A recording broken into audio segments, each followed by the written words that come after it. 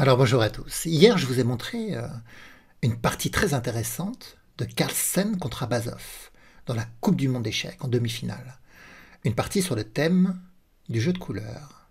Et aujourd'hui, ce thème va se répéter dans l'ouverture, mais pas dans la Coupe du Monde d'échecs, non.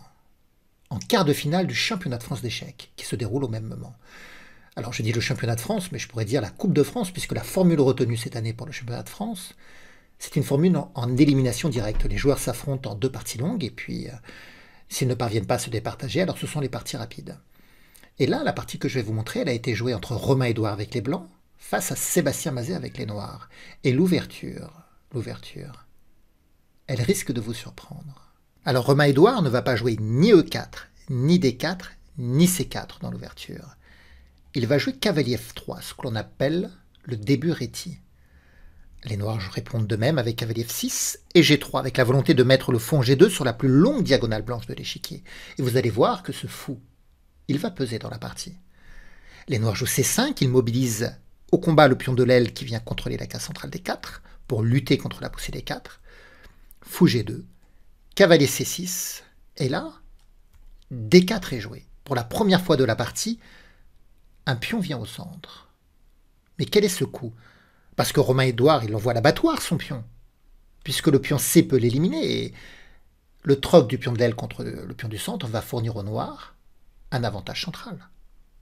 Et c'est ce qui se passe dans la partie pion prend, cavalier prend, et E5. Si on prend le cavalier en C6, le pion B reprendra, avec la volonté de jouer D5 après. Et là, Romain Edouard, il joue cavalier B3, et donc il laisse les noirs s'installer au centre, D5, voilà. Un fort centre de pion. Alors pourquoi joue-t-il ainsi? Si vous laissez le centre à l'adversaire, c'est pour l'attaquer. Et Romain Edouard, il joue fou G5. Il s'en prend au cavalier F6 en le clouant, cavalier F6 qui défend D5. Donc D5 est menacé puisque le fou peut éliminer le cavalier. C'est pour ça que Sébastien Mazet développe son fou en défendant D5. Petit roc, fou E7, et là, regardez. Regardez ce qui se produit. Fou prend cavalier F6. Romain Edouard échange son fou de case noire contre le cavalier sans même attendre que les noirs jouent H6. Sans même attendre que les noirs posent la question au fou.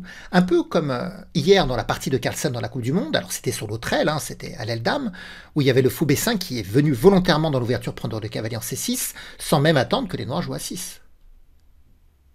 Ça veut dire quoi? Ça veut dire que ces joueurs ne surestiment pas la paire de fous. Parce qu'après fou prend cavalier F6, fou prend, si on regarde la position avec des éléments classiques, on va se dire les noirs ont un fort centre de pion et la paire de fous, les noirs sont mieux, d'autant qu'ils n'ont même pas vraiment un retard de développement, puisque c'est vrai que les noirs n'ont pas roqué, mais ils ont une pièce légère de sortie de plus, le cavalier en C6, et puis c'est normal que les noirs, ils aient un coup de moins que les blancs. Alors pourquoi Romain Edouard joue comme ça? Il a laissé le centre pour l'attaquer, bien sûr. Et puis s'il a donné son fou de case noire, c'est pour engager le combat sur les cases blanches. Parce qu'il a une pièce de plus pour jouer sur cette couleur. Et il a vu comment engager le combat sur les cases blanches, en tapant le centre. Par la poussée C4, bien sûr, il joue C4. Il s'en prend 3 fois au pion D5. Alors on va voir ce qui se passe sur la poussée en D4, puisque c'est ce qui a été joué dans la partie, mais que se serait-il produit si les noirs avaient pris en C4? Et bien sur la prise en C4, certainement, très probablement, Romain Edouard aurait joué cavalier C5. Comme dans la partie d'ailleurs. Le cavalier attaquant le fou en E6, attaquant le pion B7 qui est un verrou très important pour lutter contre le fou de case blanche sur la grande diagonale. Et finalement, les blancs vont récupérer leur pion avec un avantage, ou en tout cas dans des conditions satisfaisantes. C'est pour ça que Sébastien Mazet a préféré jouer D4. Mais ça n'empêche pas que cavalier C5 arrive, qui attaque donc le fou et le pion B7. Alors... Sébastien Mazet recule, il joue fou C8. Il pourrait chercher à défendre B7 par dame C8, mais il a d'autres volontés pour la dame. Donc il a joué fou C8. Dame A4, donc on vient attaquer 2 fois le cavalier, et c'est pour ça que la dame était restée en D8, c'est pour venir en B6. Ça défend le cavalier, ça attaque le cavalier C5, ça met une pression sur le pion B2 également, mais B4 vient tout protéger. Petit roc. Cavalier D3 pour défendre également B4, et pourquoi pas chercher peut-être à un moment donné à jouer C5 ou B5. Fou F5, et cavalier D2. Et là, on pourrait se dire, bien, les blancs, ils peuvent eux aussi donner le fou de case blanche, enfin eux aussi donner un fou, le fou de case blanche contre le cavalier, pour ensuite gagner le pion sur case noire, le pion B4. Mais ça marche pas, pour des raisons tactiques. Si les noirs font fou prend cavalier, ce qu'ils n'ont pas fait dans la partie, hein, eh bien on reprend, et dame prend B4 perd une pièce à cause de fou prend C6, et le fou défend la dame, et les noirs ne peuvent pas prendre le fou, sinon ils perdent la dame. Et si c'est le cavalier qui prend, alors c'est un problème de clouage. Tour B1, le clouage. Et même si les noirs jouent à 5, on va jouer à 3, aller piquer la croupe du cavalier. Donc dans la position, les noirs ont joué à 6. Certainement pour lutter contre B5 d'ailleurs, pour que le pion noir puisse prendre et libérer la tour qui attaquerait la dame. Et là, Romain Edouard il réfléchit. Il commence à réfléchir longuement, plus de 10 minutes sur ce coup. Il ne trouve rien de spécial et il va jouer à 3. Pourquoi je vous dis cela? Parce que il va encore réfléchir pas mal de temps et il va se mettre en crise de temps. Alors pas encore, mais ça va venir. Tour F en E8, cavalier C5. Alors on attaque le pion B7, on va faire cavalier prend B7, parce qu'après dame prend, il y aurait fou prend cavalier C6. Toujours ce fou de case blanche. Donc le fou revient en C8. Et là encore 10 minutes pour jouer cavalier E4. Parce que le retour du fou en C8 intercepte la liaison des tours. Et donc on pourrait chercher à jouer B5 à un moment donné, mais le problème c'est que le cavalier est sans protection. Donc là, avec l'idée cavalier E4, non seulement on attaque le fou, on lorgne sur la case D6, mais on protège aussi le cavalier C5 pour pouvoir jouer B5, avec l'idée que les noirs ne pourront pas prendre, sinon il y a la tour. Et là, Sébastien Mazet, il ne va pas répondre de la meilleure des façons. Fou E7 était le meilleur coup. Il va jouer tour A7. Alors certainement qu'il veut surprotéger B7 et en même temps faire en sorte que sa tour soit protégée. Comme ça, sur la poussée B5, il pourra prendre avec la tour qui attaque la dame. Mais ça laisse cavalier prend fou F6, que Romain Edouard va jouer, pour briser l'abri du roi noir, pour endommager la couverture de pion du roi noir, parce que le pion devra reprendre. Il y a un autre coup intéressant aussi, c'est cavalier D6. Toujours dans le but de jouer sur les cases blanches. On attaque la tour, on attaque le fou, on attaque 2 fois en B7. En même temps, il y a la pression sur la diagonale, également sur celle-ci. C'est Star Wars sur les cases blanches, ça tire dans tous les sens. Il y a des rayons laser sur les cases blanches partout. Par exemple, sur tour D8, on pourrait prendre en B7, vous voyez, fou prend, cavalier prend, tour prend, et après se venger sur le cavalier en C6 et avoir un pion de plus dans de bonnes conditions, avec l'attaque. Mais Romain Edouard, il a une autre vision des choses. Il veut abîmer l'abri du roi noir et jouer contre le roi noir. Il joue maintenant cavalier E4, il attaque le pion en F6, donc roi G7 pour défendre. C5, il repousse la dame. Dame C2, tour D8, cavalier D6. Et là, Sébastien Mazet joue cavalier E7. Il libère le vis-à-vis dame-dame, parce qu'il cherche à faire tour prend cavalier en fait. Mais il aurait pu peut-être jouer cavalier prend B4 pour attaquer la dame et sur pion prend justement faire tour prend cavalier en exploitant le clouage du pion C5. Alors pourquoi ne l'a-t-il pas fait? Certainement qu'il cherche à contrôler la case F5 pour lutter contre les entrées de pièces sur cette case. Et il menace toujours tour prend cavalier, c'est pourquoi Romain Edouard joue tour C1. B6, E3, prise en C5, prise en C5, prise en E3, F pour E3 et fou E6. Et là, il va réfléchir encore, Romain Edouard. Il va commencer à se mettre d'ailleurs de plus en plus mal au temps. Il va jouer un coup intéressant, dame A4. Ce coup de dame à la bande sur le flanc gauche de l'échiquier, à l'aile dame, en fait, c'est pour rebondir et attaquer à l'aile roi, sur l'autre aile, comme si on jouait au billard. En même temps, la dame, elle soutient l'arrivée du cavalier en E8 pour essayer de faire une fourchette roi-dame ici. Donc les noirs jouent dame D7, mais du coup, la dame, comme je vous l'ai dit, son but c'était d'accéder à l'aile roi. Elle joue dame H4 pour aller s'en prendre au pion en F6. Cavalier G8 pour défendre, et là, il reste 2 minutes 30 à peu près pour Romain Edouard. Et quand il aura joué son coup, il lui restera plus qu'une trentaine de secondes. Alors il faut savoir qu'il y a un ajout de temps. Chaque coup s'ajoute une trentaine de secondes. À chaque coup, jouer un petit bonus.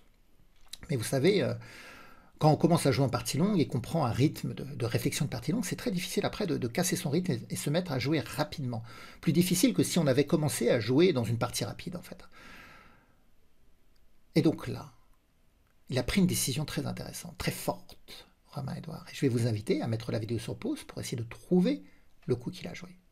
A tout de suite.